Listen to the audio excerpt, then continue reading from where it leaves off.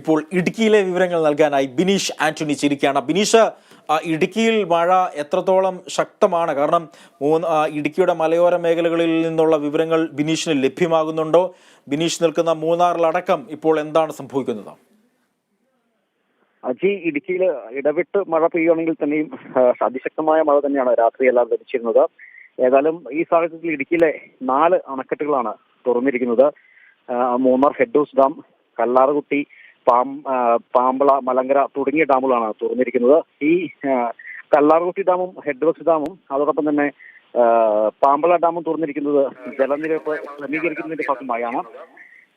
മറ്റ് അണക്കെട്ടുകളിലും ജലനിരപ്പ് ഉയർന്നു വരുന്ന ഒരു സാഹചര്യം തന്നെയാണ് ഇപ്പോൾ കാണുന്നത്. ഏതായാലും ഇടുക്കിയിലെ രാത്രികാല യാത്രാ നിരോധനവും തുടരുന്നുണ്ട്. അതോടൊപ്പം തന്നെ ഈ യാത്രാ നിരോധനം വൈകുന്നേരം 7 മണി മുതൽ രാവിലെ 6 മണി വരെയാണ് യാത്രാ നിരോധനം ജില്ലാ ഭരണകൂടം ഏർപ്പെടുത്തിയിരിക്കുന്നത്. ഈ ശക്തമായ കാറ്റും മഴയും ഉള്ളത് കാരണം തന്നെ ഈ അപകട സാധ്യത ഉണ്ടാകാനുള്ള സാധ്യത കണക്കിലെടുത്തുകൊണ്ട് തന്നെ ഇടുക്കി ജില്ലയിലെ അംഗൻവാടികൾ, നഴ്സറി, ട്യൂഷൻ സെന്ററുകൾ, കേന്ദ്ര വിദ്യാലയങ്ങൾ, CBSE, ICSE സ്കൂളുകൾ, പ്രൊഫഷണൽ കോളേജ് ഉൾപ്പെടെയുള്ള എല്ലാ വിദ്യാഭ്യാസ സ്ഥാപനങ്ങൾക്കും ജില്ലാ ഭരണകൂടം അവധി നൽകിയിട്ടുണ്ട്. അതേസമയം മുൻകൂട്ടി നിശ്ചയിച്ച പരീക്ഷകൾക്കും ഇന്റർവ്യൂകൾക്കും തന്നെ മാറ്റമില്ല. അതോടൊപ്പം തന്നെ ഇടുക്കി ജില്ലയിലെ നാശനഷ്ടങ്ങളുടെ കണക്ക് നോക്കുകയാണെങ്കിൽ തന്നെ 14 വീടുകളാണ് ഭാഗികമായി തകർന്നിരിക്കുന്നത്. ഒരു വീട് പൂർണ്ണമായി തകർന്നിട്ടുണ്ട്. അതോടൊപ്പം തന്നെ ഒരു വാഹനം ഭാഗികമായി തകർന്നിട്ടുണ്ട്. ഇതാണ് നമുക്ക് ഇതുവരെ കിട്ടുന്ന വിവരം. അതോടൊപ്പം തന്നെ പീരുമേടിൽ കഴിഞ്ഞ ദിവസം 314 മില്ലിമീറ്റർ മഴ പെയ്തെങ്കിൽ ഇന്ന് വരെയുള്ള കണക്ക് 150 മില്ലിമീറ്ററാണ് ഇന്നത്തെ കണക്ക്. ഏതായാലും പീരുമേട്ടിൽ തന്നെയാണ് ഏറ്റവും കൂടുതൽ മഴ ലഭ്യമായിട്ടുള്ളത്.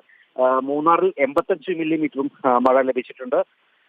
കൂടാതെ പല മേഖലകളിലും വലിയ മരങ്ങൾ കടപുഴകി വീണ ഇലക്ട്രിക് പോസ്റ്റുകളും കേബിൾ നെറ്റ്വർക്കും തകരാറിലാകുകയും ചെയ്തിട്ടുണ്ട്. ഏതായാലും വരും മണിക്കൂറുകളിൽ മഴ ശക്തമാകും എന്നാണ് കാലാവസ്ഥ കേന്ദ്രത്തിന് മുന്നറിയിപ്പുള്ളത്. ഏതായാലും കൃത്യമായി തന്നെ ജാഗ്രത പുലർത്താൻ തന്നെയാണ് ജില്ലാ ഭരണകൂടത്തിന്റെ ഒരു നിർദ്ദേശം നൽകിയിരിക്കുന്നത്. അതോടൊപ്പം തന്നെ പല മേഖലകളിലും കൺട്രോൾ റൂമുകളെല്ലാം തന്നെ 24 മണിക്കൂറും പ്രവർത്തിക്കുന്ന കൺട്രോൾ റൂം ഇടുക്കിയിലെ പല മേഖലയിലും തന്നെ തുറന്നു പ്രവർത്തിക്കുന്നത്. ഏതായാലും കൃത്യമായ ഒരു ജാഗ്രതാ നിർദ്ദേശം തന്നെയാണ് ജില്ലാ ഭരണകൂടം വിവിധ വകുപ്പുകളെ ഏൽപ്പിച്ചുകൊണ്ട് ജനങ്ങൾക്ക് നൽകുന്നത്.